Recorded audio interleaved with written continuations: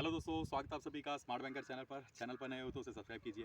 तो एक चीज़ लोगों के मन में बार बार उठ रहा है कि भाई एसबीआई क्लर्क प्री का कट ऑफ इतना लो क्यों गया है। ठीक है, मैं इसका दो रीज़न आप लोगों को बताना चाहूँगा। एक, लोग सोच रहे हैं कि शायद वैकेंसी नहीं बढ़ी है, बट मेंस में ज़्यादा लोगों को बुलाया गया है। जैसा कि नॉर्मल क्या होता है कि 10 टाइम्स बुलाया जाता है, जैसे 8,000 है तो 80,000 लोगों को बुलाया जाता है, तो हो सकता है कि इससे ज़्यादा लोगों को बुलाया गया हो, इसलिए कट ऑफ लो गई है। दूसरा क्या है, मुझे लग रहा है कि नॉर्मलाइजेशन की वजह से प्रीलिम्स का कट ऑफ जो है वो लो गया है। अब नॉर्मलाइजेशन कैसे काम करता है वो मैं थोड़ा सा आप लोगों को बता देता हूँ। नॉर्मलाइजेशन में मार्क्स बढ़ भी सकते हैं, घट भी सकते हैं। इस टाइम मुझे लग रहा है कि शायद नॉर्मलाइजेशन मार्क्स घटाए गए हैं। कई लोगों का ये डाउट है कि यार सेम शिफ्ट में होते हुए हमारे मार्क्स थोड़े कम बढ़े या हमको कम मार्क्स मिल गए और बाकी लोगों को ज़्यादा मार्क्स मिल गए। मैं थोड़ा सा आपको कॉन्सेप्ट इसका क्लियर करता हूँ कि होता क्या है। ध्यान से देखना पूरी वीडियो को, ठीक है, बिना स्किप किए हुए। ऐसा है कि देखो मान लो कोई ईजी शिफ्ट रही, ठीक है, और ईजी शिफ्ट में बच्चे बना के आए हैं 90 मार्क्स का क्वेश्चन। उसी जगह कोई टफ शिफ्ट रही है, टफ शिफ्ट में मान लेते हैं कि बच्चे 70 मार्क्स का क्वेश्चन बना कर गए, ठीक है, मतलब हाईएस्ट अगर किसी का है ईजी शिफ्ट में, हाईएस्ट जो है मतलब वो 90 मार्क्स है, टफ शिफ्ट में 70 मार्क्स हाईएस्ट है। ठीक है, अब होगा क्या, एग्जामिनर क्या करता है, नॉर्मलाइज करने के लिए इनको इक्वल करना है उसको। तो इक्वल वो कैसे करेगा, देखो, मान लो इजी शिफ्ट में 90 मार्क्स का बना करके आए, ठीक है, टफ शिफ्ट में 70 का बना करके आए।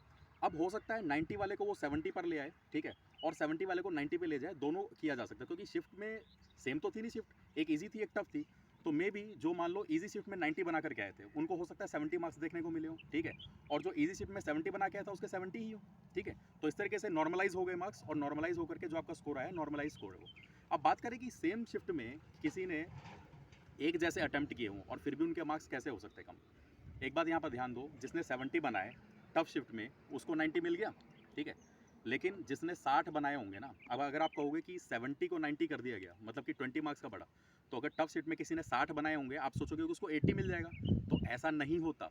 ऐसा क्यों नहीं होता, क्योंकि टफ शिफ्ट में जिसने 70 बनाए हैं उसको 20 इसलिए मिले क्योंकि 90% जो बना करके आया, 90 मार्क्स का जो बना करके आया है, एक बात ध्यान दो, वो था मे बी मान लो कि उसके नियर अबाउट 100 परसेंटाइल थे, लेकिन जो 60 मार्क्स बना करके आया है उसके 100 परसेंटाइल ना हो, परसेंटाइल उसका थोड़ा कम होगा। तो 60 वाले को ज़रूरी नहीं कि उसको भी 20 नंबर बढ़ा करके दे दिए जाए, उसको थोड़े कम बढ़ा के दिए जाएंगे। 50 वाले को और थोड़े से कम बढ़ा करके दिए जाएंगे, ठीक है। तो इस तरीके से नॉर्मलाइजेशन काम करता है कि सेम शिफ्ट में अगर आप लोगों ने हो, ठीक है, और आप लोगों के मार्क्स अगर वेरी कर रहे हैं, जैसे मान लो किसी ने 70 बनाया, हो सकता है उसको 80 मिल गए हो, ठीक है, किसी ने 60 बनाया, हो सकता है उसको 65 ही मिले हो या फिर 70 मिले हो। तो इस तरीके से नॉर्मलाइजेशन काम करता है, ठीक है। तो थोड़ा सा आप लोग ध्यान दो। बाकी आप लोग को क्या लगता है, आप लोग का कितने आप लोगों के अटेम्प्ट और कितने आप लोगों के मार्क्स आए हैं, ठीक है, और ये मुझे कमेंट सेक्शन में आप लोग बताइए। वीडियो अगर पसंद आए तो उसे लाइक कीजिए, अपने दोस्तों के साथ में शेयर कीजिए। बाकी मेंस की तैयारी किस तरीके से करनी है मैं आप लोग को बता के चलूँगा, एक स्ट्रैटेजी अपलोड करूँगा। बाकी दोस्तों चैनल पर नए हैं तो उसे सब्सक्राइब कीजिए। बाकी मिलते हैं फिर दोस्तों अगली वीडियो में, तब तक के लिए धन्यवाद।